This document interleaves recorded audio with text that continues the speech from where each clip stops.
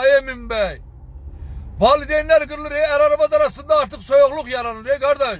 Azərbaycanda sosial mediada fenomen kimi məşhur olan Elçin Ləmbəranski, Elm və Təhsil Naziri Emin Əmrullayevə müraciət edib. Bununla bağlı video sosial şəbəkələrdə yayılıb.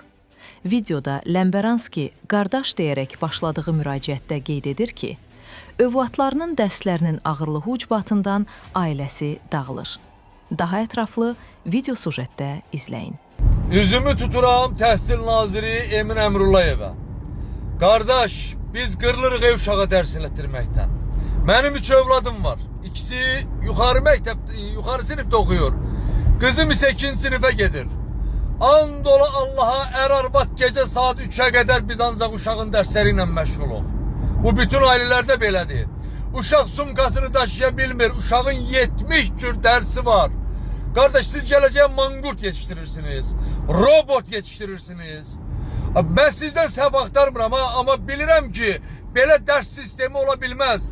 Mən arvadı boşayacağım, qardaş. Xanım mənə vaxt ayıra bilmir. Səhər gedən uşaqlarım gün orta gəlir, axşam üstü onlara qədər məşğul oluruq. Qızım 6 sinif saat 6'da dərsdən çıxır. Gecə saat 3'ə qədər qızımla məşğuluq. Biz yemək pişirib yeyə bilmirik, qardaş. Bu ne faciədi yaşadırsınız? Bu ne ders sistemidir, qardaş? Vallahi belə sistem ola bilməz dərsdə. Bu bir körpə, bir əlcə uşağı bu qədər yükləmək olmaz, ay Emin Bey. Valideynlər qırılır, arvad arasında artıq soyuqluq yaranır, qardaş.